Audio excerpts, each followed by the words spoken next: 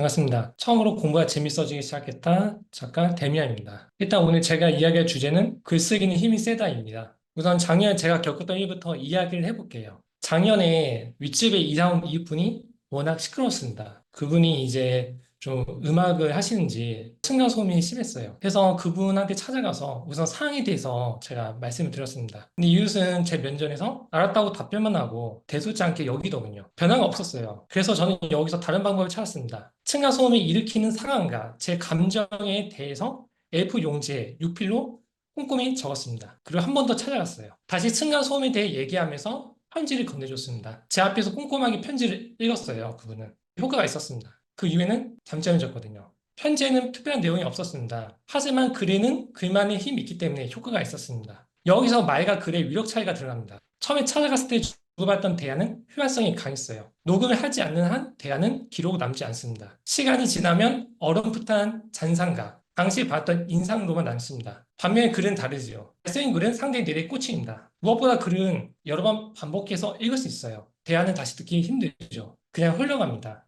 같은 이야기를 전달하더라도 말은 다소 두서없이 전달될 가능성이 커요. 반면에 글은 이미 체계적 설계한 구조 아래 전달하기 때문에 상대를 설득하기가 쉽습니다. 제가 윗집에 가서 전했던 말은 힘이 미약했어요. 말은 즉흥적인 면이 가능해서 일목요연하지 않거든요. 기억도 왜곡되기 쉬워요. 애초에 일상에서 글의 힘을 쓰는 사람은 거의 없거든요. 이것은 글의 힘을 아는 사람들에게는 기회입니다. 저는 글의 힘을 20대 초에 겪었습니다. 대학생 1학년 겨울방학 때 저는 길거리에 전단지를 붙였습니다. 주변에서 전단지를 붙여봐도 효과가 없다는 식으로 말을 많이 하거든요. 왜냐하면 경쟁자가 많으니까요. 남들은 과외 전단지에 무엇을 적을까요? 대개 학력, 입시 성적, 과외 경력 등을 짧게 써요. 저는 그 사람들과는 다르게 접근했습니다. 제 스토리를 적었어요. 예를 들어 전교 거꾸로 20등에다가 스포자였지만 고3 때 공부를 처음 시작해서 1년간 성적을 급상승시켰다. 이런 스토리를 집어넣은 거죠. 근데 이런 스토리를 적다 보니까 전단지 A4 용지 한 면 대부분이 활자로 가득 찼어요. 미리 본 사람들은 효과가 없을 것 같다고 얘기했어요. 왜냐하면 남들처럼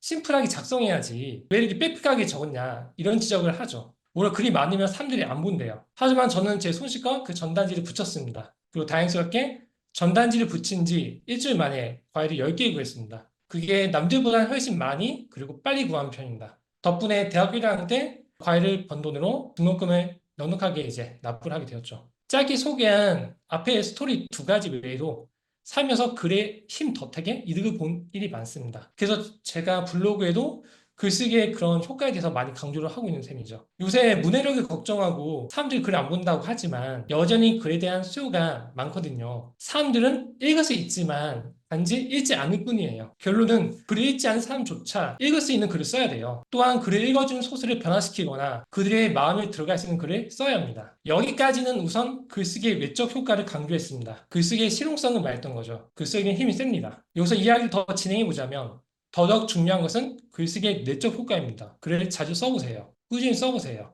글쓰기를 하면 메타인지가 높아집니다. 자기 자신을 성찰할 기회가 있으니 나 자신을 더욱더 잘 알게 됩니다. 생각보다 자기 자신이 누군지 모르고 사는 사람들이 세상에 많습니다. 주변에 둘러보세요. 정말 많거든요.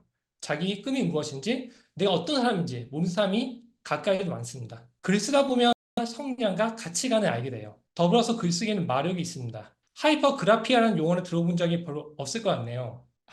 하이퍼그라피아라는 책이 있거든요. 하이퍼그라피아는 글 쓰고자 하는 주체 못할 욕구를 말하는 단어입니다. 일종의 글쓰기 중독인 거죠. 많은 작가가 여기에 해당돼요. 글쓰기는 이와 같이 중독성이 있습니다. 쾌감이 있어요. 글쓰기는 혼자 즐길 수 있는 놀이입니다. 글쓰기는 몰입을 자아낼 수 있는 활동입니다. 필요한 건 펜과 노트 또는 스마트폰 혹은 컴퓨터만 있으면 됩니다. 빈 여백만 있으면 돼요. 글을 쓰면 우리는 몰입을 겪을 수 있어요. 육체는 지상에 머물러 있지만 정신은 다른 세계에 빠져 실 공간에 있은 채 활자에 붙들어 있습니다. 나 자신을 향한 글, 나 자신을 위한 글을 써보면 정화 효과가 있습니다. 내적 글쓰기는 내가 살아있다는 실감을 줍니다. 정화되면 맑아집니다. 이건 겪어봐야 하는 사실입니다. 글쓰기는 치유와 성장의 도구입니다. 글을 쓰세요. 가급적이면 좋은 기운이 담긴 글, 긍정적인 방향의 글을 쓰세요. 내가 쓴 글이 자력으로 나 자신을 끌어당깁니다. 나는 내가 쓴 글을 닮아갑니다. 여기까지 저는 외적 글쓰기와 내적 글쓰기에 대해 이야기했습니다. 내적 글쓰기와 외적 글쓰기의 기준은 독자가 나 자신이냐,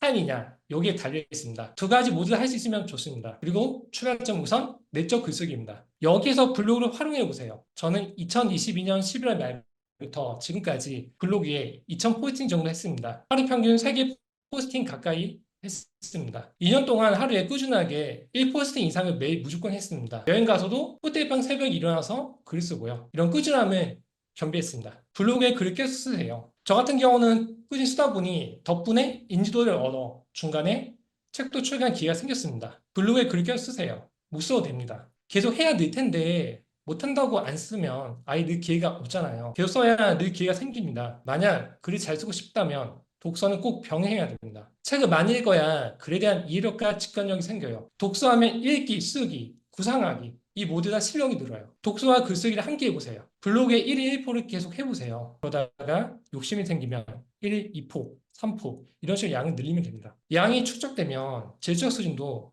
반전합니다. 글쓰기는 삶을 바꾸는 강력한 레버리지입니다. 글을 쓰면 삶이 달라집니다. 블로그는 글쓰기의 진입 장벽을 낮춰주고 글쓰기의 저항을 무너뜨려요. 블로그 글쓰기 꾸준히 해보세요.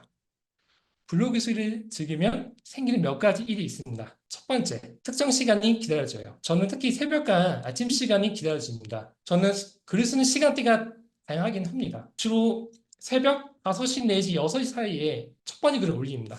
저는 아침에 무슨 글을 쓸까 많이 학수고대하게 되거든요. 이와 같이 나만의 글쓰기 시간을 기대하게 됩니다. 오늘 아침에는 무엇을 쓸까 기대되는 힘, 이게 바로 루틴의 힘입니다. 두 번째, 일상에서 겪는 일과 마주치는 대상에 대해 생각을 더 많이 하게 됩니다. 어떻게 글로 표현해야 될지, 어떻게 문장으로 묶어낼지 고민을 많이 하게 됩니다. 이런 고민조차 즐거운 사색의 과정입니다. 글감을 찾고 수집하는 재미도 있어요. 그리고 블로그를 하면 즐길 수 있는 세 번째는 글 쓴 시간을 못 기다리기 때문에 즉각 쓰게 됩니다. 그 블로그 쓰기 즐기게 되면 자퇴 시간을 기본적으로 잘 활용하게 됩니다. 제가 블로그에 쓴 포스트 80%는 바깥에서 이동 중이거나 누군가를 기다릴 때 모바일로 썼던 글입니다. 스마트폰으로 쓴 글이 많아서 PC로 쓴 글보다 더 많습니다. 엄지족입니다. 그게 가능한 이유는 글을 쓰고 싶을 때 그냥 팍팍 씁니다. 자기 검열을 내리고 그냥 가볍게 글을 씁니다. 자퇴 시간을 활용해서 단문을 많이 씁니다. 물론 중간에 끊기면 임시 저장해서 그 다음 자퇴 시간을 이용해서 완료를 하면 됩니다. 네 번째,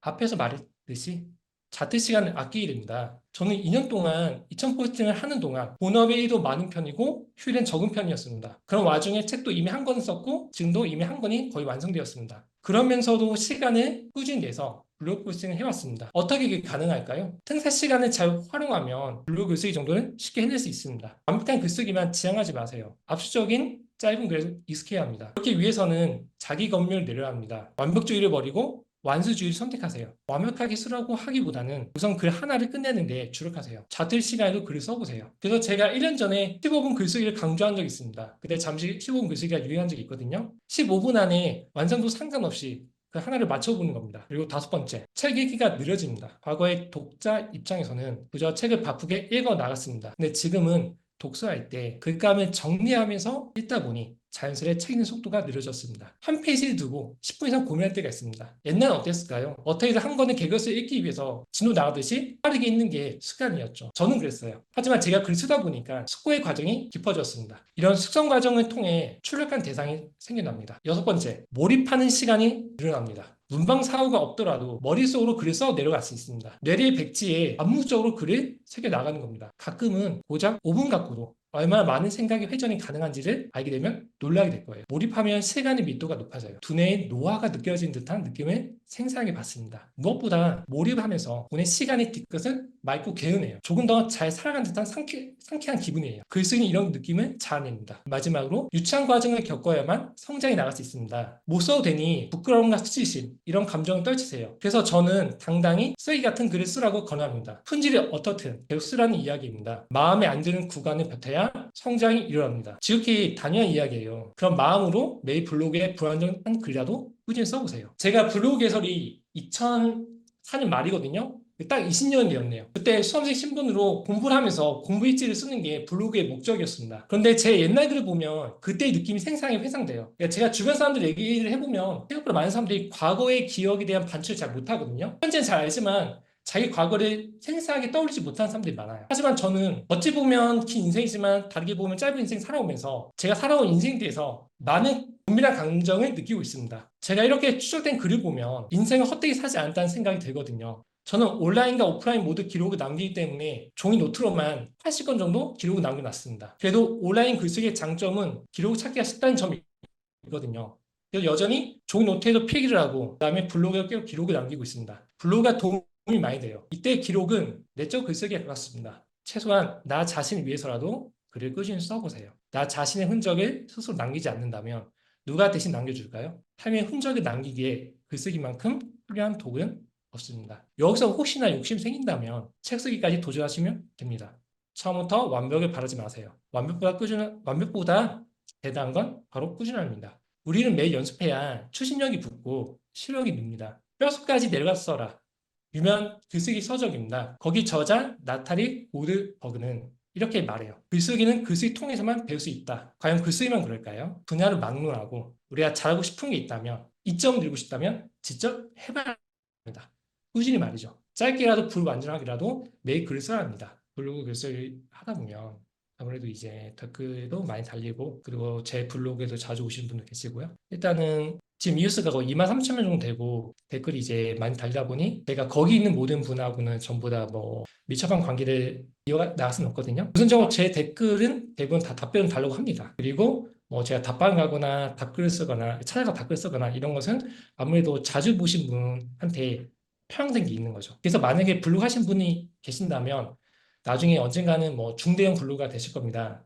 그 같은 경우는 우선순위가 필요할 때가 있습니다. 왜냐하면 저도 블로그 처음 시작했을 때는 저랑 친분이 있든 말든 전부 다 가까이 지내려고 했습니다. 근데 어느 정도 시간이 지나면 우리가 일상에 접한 인간관계랑 비슷하게 생각하면 됩니다. 그래서 나랑 잘 맞고 같이 갈 분하고는 계속 소통을 지속하시면 됩니다. 우선 시간 관리에 대해서는 저는 20살 이후부터는 TV를 본 적이 없습니다. 저는 TV를 아예 안 보고요. 심지어 유튜브도 거의 안 봐요. 유튜브는 1년에 아마 보는 시간 해도 30분 정도 될 것 같습니다. 그래서 지금 여기 많은 분들이 강의를 들어 오셨지만 저는 다른 분의 강의도 거의 안 씁니다. 왜냐하면 영상을 거의 안 보거든요. 그 시간에는 활자를 접합니다. 왜냐하면 유명한 분이 계신다고 해보시죠. 그분이 1시간 동안 강의로 할 수 있는 이야기보다는 그분의 젖을 1시간 동안 있는 게 더 많은 걸 체화를 할 수 있습니다. 그래서 저는 시간 관리 하는 데 있어서 영상을 우선 잘 접하지 않습니다.